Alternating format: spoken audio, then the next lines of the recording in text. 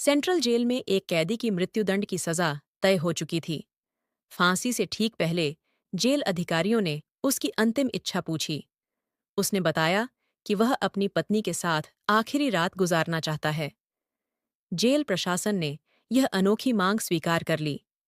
जब उसकी पत्नी जेल पहुंची और दोनों को एक कमरे में अकेला छोड़ दिया गया और जैसे ही वह अपनी पत्नी के साथ सुहागरात मनाने लगा, तो किसी ने सोचा भी नहीं था कि आगे क्या होने वाला है।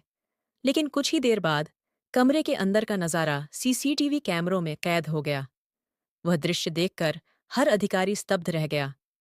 कोई चीख पड़ा तो कोई थर थर कांपने लगा, क्योंकि मेरा नाम आदित्य है। सेंट्रल जेल में बंद एक कैदी को अदालत ने फांसी की सजा सुना दी थी। जब उससे आखिरी ख्वाहिश पूछी गई तो उसने कहा, मैं अपनी बीवी के साथ आखिरी रात बिताना चाहता हूं। ये सुनकर सब हैरान रह गए।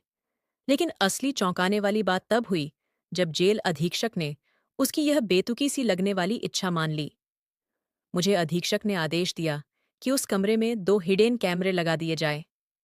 सुनकर मेरे मन को बहुत ठेस पहुंची, लेकिन मैं कुछ कर भी नहीं सकता था। सरकारी नौकरी पाने के लिए मैंने बहुत संघर्ष किया था और अब इसे बचाए रखना मेरी मजबूरी थी। मैंने कैमरे लगाए और फिर कैदी नंबर 619 के सेल में गया। वह शांत बैठा था। उसके चेहरे पर मौत का कोई भय नहीं था। मैंने उसकी आंखों में देखते हुए पूछा, तुम्हें मरने का डर नहीं लगता? इतनी कोठरी में भी तुम्हें अपनी पत्नी के साथ समय बिताना है। मेरी सलाह मानो, यह इच्छा छोड़ दो और ईश्वर को याद करो। पर उसने कोई जवाब नहीं दिया। उसकी आंखों में एक गहरा, समझ से परे भाव था, जैसे उसने कोई बुरा नहीं, बल्कि एक अच्छी काम किया हो। उसे 2 दिन बाद फांसी होनी थी, फिर भी उसके चेहरे पर एक अजीब शांति थी। वह 30 साल का युवक था। उसने अपने सबसे अच्छे दोस्त विवेक की हत्या कर दी थी, खुद पुलिस के पास सरेंडर किया और अदालत में भी अपना जुर्म कबूल किया। मगर हत्या की वजह उसने किसी को नहीं बताई, न पुलिस को, न अदालत को, न ही अपनी पत्नी को। उसकी पत्नी से भी पूछताछ हुई, पर उसने साफ कह दिया कि उसे कुछ नहीं पता। उसका पति विकास और विवेक बचपन के दोस्त थे। कभी आपस में कोई लड़ाई नहीं हुई थी। उस दिन सूचना मिली कि विकास की पत्नी जेल आ चुकी है। मैं उन कैमरों को लेकर चिंतित था, जो मजबूरी में लगाए थे। मैं नहीं चाहता था कि अधीक्षक पति पत्नी की निजी पलों के गवाह बने, लेकिन मैं कुछ बोल नहीं सका। उसकी पत्नी बहुत सुंदर और जवान थी, लेकिन उसने अपना चेहरा दुपट्टे से ढक रखा था। एक पल दुपट्टा हटा तो मैंने उसका चेहरा देख लिया। शायद वह शर्मीली औरत थी। मैं सोचने लगा कि अगर अधीक्षक की नज़र इस औरत पर पड़ी तो उनकी नीयत बिगड़ जाएगी। वे औरतों के शौकीन थे और अक्सर रात में उनके कमरे में महिलाएं आती थीं, और वहां जो कुछ होता वह बिना देखे भी समझ आ जाता था। अधीक्षक के आदेश पर कैदी नंबर 619 को उस कमरे में ले जाया गया। दोनों की अच्छी तरह तलाशी ली गई ताकि कुछ गलत न हो। आज तक किसी कैदी ने ऐसी इच्छा नहीं जताई थी, इसलिए यह पहली बार हो रहा था और इस बात को गोपनीय रखा गया था। अधीक्षक ने न किसी से अनुमति ली, न ही किसी को बताया। बाद में मुझे पता चला कि उन्होंने यह इच्छा पूरी करना क्यों जरूरी समझा। कमरे के बाहर 2 गार्ड तैनात कर दिए गए। दरवाजे पर न तो ताला था, न ही कुंडी। उन दोनों को कमरे में छोड़ने के बाद अधीक्षक के कमरे में पहुंचा तो वे लैपटॉप खोले बैठे थे। उन्होंने मुझे भी बैठने का इशारा किया। हमारी अक्सर बातें होती रहती थीं और वे मुझ पर भरोसा करते थे। बोले, आओ हम भी कुछ देखते हैं। सुनकर मैं शर्म से भर गया और बोला, नहीं सर, मैं जेल का चक्कर लगाकर आता हूं। लेकिन वे नहीं माने। बैठ जाओ, उन्होंने कहा। मन में उस कैदी की अजीब इच्छा ने मुझे उत्सुक बना दिया। आखिर उसकी पत्नी में ऐसा क्या था कि मरने से पहले भी वह उसके साथ रात बिताना चाहता था? कुछ तो रहस्य होगा, अधीक्षक बोले। उसके मरने के बाद तो उसकी बीवी विधवा हो जाएगी। बेचारी गरीब औरत है। हम भी उसके खाने पीने का इंतजाम कर देंगे। ये कहकर वे जोर से हंसे। उनकी हंसी में छिपी कमीनी मंशा मुझे साफ दिख रही थी। मैं समझ गया कि उनकी नीयत खोटी है और इसीलिए उन्होंने कैमरे लगवाए थे।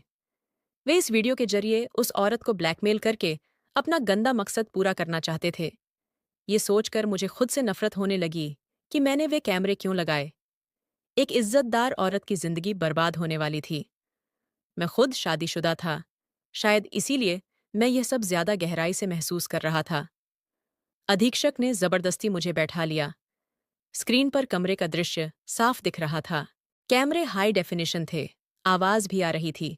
अधीक्षक की नजरें स्क्रीन पर जमी हुई थीं। मैं कभी स्क्रीन देखता, कभी शर्म से सिर झुका लेता। कैदी ने अपनी पत्नी का हाथ पकड़कर बिस्तर पर बिठाया और उसके दुपट्टे को हटा दिया। चेहरा दिखते ही अधीक्षक ने गंदी जुबान में उसकी खूबसूरती की तारीफ शुरू कर दी और फिर स्पीकर से आती आवाज ने हम दोनों को चौंका दिया। वे दोनों बात कर रहे थे। मेरी नजरें भी स्क्रीन पर टिक गईं और फिर जो दृश्य हमने देखा, उससे हमारी सांसें रुक सी गईं। उस कैदी की पत्नी ने सुहागरात के दौरान ऐसा काम किया जो शायद ही कोई औरत कर सकती थी। वह अपने पति से भी ज्यादा ताकतवर निकली और देखते ही देखते उसने अपने पति को। अब समझ आया कि उसने आखिरी इच्छा में अपनी पत्नी को क्यों बुलाया था। अधीक्षक तुरंत उस कमरे की ओर दौड़े। मैं भी पीछे पीछे भागा। कमरे में दाखिल होते ही देखा, वह कैदी बिस्तर पर पड़ा था। उसकी सांसें तेज चल रही थीं और उसकी पत्नी ने जल्दी से चेहरा ढक लिया था। अधीक्षक ने गुस्से में उस औरत का हाथ पकड़ा और खींचते हुए अपने कमरे में ले गए। मैं कैदी के पास ही खड़ा रह गया। वह चीख रहा था, मेरी बीवी को क्यों ले जा रहे हो? लेकिन मैं जवाब नहीं दे सकता था। मैं जानता था कि अब अधीक्षक उस औरत के साथ कैसा बर्ताव करेंगे। जो कुछ उस औरत ने अपने पति के साथ किया था, उसके बाद तो अधीक्षक उसे किसी हाल में नहीं छोड़ने वाले थे। मैंने कैदी को शांत बैठने का इशारा किया और खुद भी उसके सामने बैठ गया। ये पहली बार था जब मैंने उसकी आवाज़ सही से सुनी थी, वरना वह कभी बोलता ही नहीं था। मैंने कहा, अपने बारे में सब कुछ सच सच बताओ। ये भी बताओ कि तुमने ये जुर्म क्यों किया। उसने फिर सिर झुका लिया। मैंने सख्ती से कहा, इस कमरे में जो कुछ हुआ वह सब कैमरे में रिकॉर्ड है। अगर तुमने सच नहीं बताया तो ये वीडियो सबके सामने आ जाएगा। तुम्हारी बीवी की इज्जत का सवाल है। बेहतर होगा कि सच बता दो। रिकॉर्डिंग की बात सुनकर उसके चेहरे पर निराशा छा गई। फिर उसने धीरे धीरे सब कुछ बताना शुरू किया। उसका नाम विकास था। बचपन से ही उसकी और विवेक की गहरी दोस्ती थी। विवेक उसके लिए जिंदगी जैसा था। दोनों ने साथ पढ़ाई की और एक ही कंपनी में नौकरी शुरू की। जब नौकरी पक्की हुई तो घर वालों ने शादी की बात चलाई और उसकी शादी प्रिया से हो गई। धूमधाम से शादी हुई और सबसे ज्यादा खुश विवेक था। प्रिया अपने साथ किस्मत लेकर आई और विकास का प्रमोशन हो गया। विवेक वहीं का वहीं रह गया क्योंकि उसका ध्यान दूसरी चीजों में था। शायद इसीलिए वह आगे नहीं बढ़ पाया। विकास की माँ दूसरे शहर बड़े भाई के पास चली गईं और विकास प्रिया अकेले रहने लगे। ऑफिस में देर से लौटने की वजह से विकास को घर के कामों में दिक्कत होने लगी।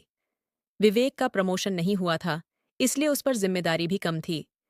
विकास ने घर के छोटे मोटे काम विवेक से करवाने शुरू कर दिए। सब कुछ ठीक चल रहा था, लेकिन फिर प्रिया का व्यवहार बदलने लगा।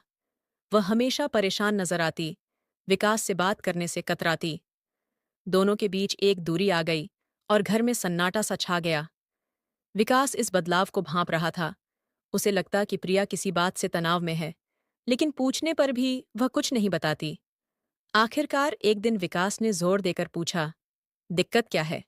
तो प्रिया ने जो बताया वह विकास ने सपने में भी नहीं सोचा था। उसने कहा कि विवेक उस पर गंदी नजर रखता है और उसे परेशान करता है। सुनकर विकास का खून खौल उठा। उसे अपनी पत्नी से बेहद प्यार था, लेकिन विवेक की दोस्ती पर भी उसे पूरा भरोसा था। उसने कहा, तुम्हें कुछ गलत फहमी हुई होगी? लेकिन प्रिया ने कहा कि उसने खुद महसूस किया है। विकास को यकीन नहीं हुआ। अगली सुबह उसने विवेक को पैसे देकर कुछ सामान लाने को कहा, जो ऑफिस से लौटते वक्त प्रिया को दे देना था। विवेक खुशी खुशी निकल गया। तभी विकास के मन में ख्याल आया कि क्यों न वह खुद जाकर देखे कि प्रिया ठीक कह रही है या नहीं। वह विवेक के पीछे पीछे घर पहुंचा और ड्राइंग रूम के दरवाजे पर ही रुक गया। विवेक और प्रिया ड्राइंग रूम में बात कर रहे थे। उनकी बातें सुनकर विकास के पैरों तले जमीन खिसक गई। प्रिया कह रही थी, बस करो विवेक, अब बहुत हो चुका, अपनी हद में रहो। और विवेक जवाब दे रहा था, अगर तुमने मेरी नहीं सुनी तो मैं जबरदस्ती भी कर सकता हूं। अब सच सामने था। प्रिया झूठ नहीं बोल रही थी, लेकिन विकास में इतनी हिम्मत नहीं थी कि वह उस वक्त कमरे में घुसकर कुछ कह पाता। जिस दोस्त पर उसे सबसे ज्यादा भरोसा था, उसी ने उसके साथ विश्वासघात किया था। वह चुपचाप वापस लौट आया। 2 दिन बीत गए, लेकिन विकास के मन की आग ठंडी नहीं हुई। उसने प्रिया को उसके मायके भेज दिया और खुद ऑफिस से लौटते वक्त विवेक को अपने साथ घर ले आया। वह विवेक से सच जानना चाहता था कि उसने ऐसा क्यों किया, लेकिन जब उसने दोस्त से यही सवाल पूछा, तो विवेक ने जो कहा, उससे विकास का गुस्सा 7वें आसमान पर पहुंच गया। विवेक बोला, प्रिया पहले भी कई लड़कों के साथ रह चुकी है, उसका चरित्र ठीक नहीं है। ये सुनकर विकास आग बबूला हो गया। गुस्से में उसने विवेक को मारना शुरू कर दिया। विवेक ने भी पलटवार किया तो विकास ने वहीं पड़ी फल काटने वाली चाकू उठाकर उस पर वार कर दिया। सब कुछ इतना जल्दी हुआ कि चाकू सीधे विवेक की नस पर लगी और कुछ ही देर में उसने दम तोड़ दिया। जब विकास को होश आया तो सब कुछ खत्म हो चुका था। उसने खुद पुलिस को फोन करके सूचना दी, क्योंकि वह कोई अपराधी नहीं था। वह सदमे में था कि उसने यह क्या कर दिया। विकास ने अपना जुर्म कबूल करते हुए खुद को पुलिस के हवाले कर दिया। 4 महीने चले मुकदमे के बाद उसे मौत की सजा सुनाई गई। लेकिन हैरानी की बात यह थी कि सजा सुनने के बाद भी उसकी आंखों में एक आंसू नहीं था। वह पूरी तरह शांत था। एक बार उसकी पत्नी जेल में मिलने आई थी, लेकिन वह मुलाकात बहुत औपचारिक रही। फिर अचानक उस कैदी ने मरने से पहले अपनी पत्नी के साथ सुहागरात की इच्छा जताई। मुझे और अधीक्षक को लगा था कि शायद वह उससे बहुत प्यार करता है, इसलिए आखिरी बार मिलना चाहता है। लेकिन स्क्रीन पर जो दृश्य उभरा, वह कुछ और ही कहानी कह रहा था। जब उसकी पत्नी मिलने आई, तो उसने उसे अपने सामने बिठाया और कहा, तुम्हारा सच मुझे पता चल गया है। मैं जान गया हूं कि असली गुनहगार मेरा दोस्त नहीं, बल्कि तुम हो। ये कहते हुए उसने उसकी साड़ी का पल्लू खींच दिया और बोला, तुम्हें अपनी इज्जत बेचने का शौक है, आज मैं ही तुम्हारी इज्जत लूंगा। ये सुनकर उसकी पत्नी बोली, कल तुम्हें फांसी है। अगर आज तुमने मेरे साथ कुछ गलत किया, तो भी तुम्हें कुछ नहीं मिलेगा, क्योंकि मैं जानती हूं तुम्हें मुझसे नहीं, बल्कि मेरे साथ रहने वाले तुम्हारे दोस्त विवेक से जलन थी। सच तो ये है कि मुझे विवेक तुमसे ज्यादा पसंद आ गया था और मैंने खुद उसे अपनी तरफ आकर्षित किया, लेकिन वह हर बार तुम्हारी दोस्ती का हवाला देकर मना कर देता था। वह कहता था कि तुम्हारे साथ धोखा नहीं कर सकता। वह तो तुम्हें सच बताना चाहता था। वह जानता था कि मेरे कई लड़कों के साथ रिश्ते रहे हैं, इसीलिए मैंने तुम्हारे दिल में उसके खिलाफ शक पैदा किया, ताकि अगर वह कुछ कहे भी तो तुम उस पर यकीन न करो। मैं चाहती थी कि तुम दोनों की दोस्ती टूटे और विवेक को पाना मेरे लिए आसान हो जाए। ये सुनते ही विकास ने उस पर हमला कर दिया, लेकिन प्रिया उससे ज्यादा ताकतवर निकली। उसने उसे जोर से धक्का दिया और फिर खुद हमला कर दिया। यह सब हम दोनों ने कैमरे में देखा और हमारी सांसें अटक गईं। हम दौड़ते हुए कमरे में पहुंचे। अब मुझे पूरा सच समझ में आ गया था। मैंने फिर पूछा, जब तुम्हें सब पता था, तो तुमने अपनी पत्नी को यहां क्यों बुलाया? विकास बोला, उस वक्त गुस्से में आकर मैंने दोस्त की हत्या कर दी, लेकिन जब मेरी पत्नी मिलने आई और उसकी बातों ने मेरी आंखें खोल दीं, तो मैंने किसी से नहीं कहा कि मेरे दोस्त की मौत की वजह मेरी पत्नी है। मैं नहीं चाहता था कि उसकी इज्जत पर सवाल उठे, लेकिन फिर मुझे लगा कि मेरी पत्नी सही नहीं है और मरने से पहले मैं सच जानना चाहता था, इसीलिए मैंने उसे बुलाया। मुझे पूरा यकीन था कि अधीक्षक जैसा इंसान जरूर इस कमरे में कैमरे लगवाएगा और मेरी पत्नी का असली चेहरा कैद हो जाएगा, और वही हुआ। मैंने जानबूझकर सुहागरात की बात की ताकि वह अपना असली रंग दिखाए। मैं जानता हूं यहां हर बात रिकॉर्ड होती है। मुझे अपनी सजा से कोई शिकायत नहीं है, लेकिन अफसोस है कि मैंने अपने दोस्त की बात पर यकीन नहीं किया। अब मैं चाहता हूं कि मेरी पत्नी को भी उसके जुर्म की सजा मिले। उसी ने हमारी दोस्ती में जहर घोला, उसी ने हमें एक दूसरे का दुश्मन बनाया। उसकी बात सुनकर मैं दंग रह गया। वह बहुत चालाक था। उसने अधीक्षक की फितरत भांपकर यह सारा खेल रचा था और वह कामयाब भी हो गया था। उसकी पत्नी का असली चेहरा कैमरे में कैद हो गया था और अब उसे भी सजा मिल सकती थी। लेकिन यह सब अब अधीक्षक के हाथों में था। मैंने कैदी नंबर 619 को वापस उसकी कोठरी में भेज दिया। अगले दिन उसे फांसी होनी थी। मैं वापस अधीक्षक के कमरे में पहुंचा तो दरवाज़ा बंद था। मैं जानता था कि वे उस औरत को आसानी से नहीं छोड़ेंगे। मैं चुपचाप वहां से हट गया और जेल के चक्कर लगाने निकल पड़ा। मन में सोच रहा था कि एक औरत कितनी जिंदगियां बर्बाद कर सकती है। अब तक प्रिया ने कितने लोगों की जिंदगी तबाह की थी और आखिरकार उसने अपने पति को मौत के घाट उतरवा दिया। इतना सब करने के बाद भी वह खुद नहीं बच पाई। पता नहीं अब अधीक्षक कब तक उसे अपनी हवस का शिकार बनाते रहेंगे।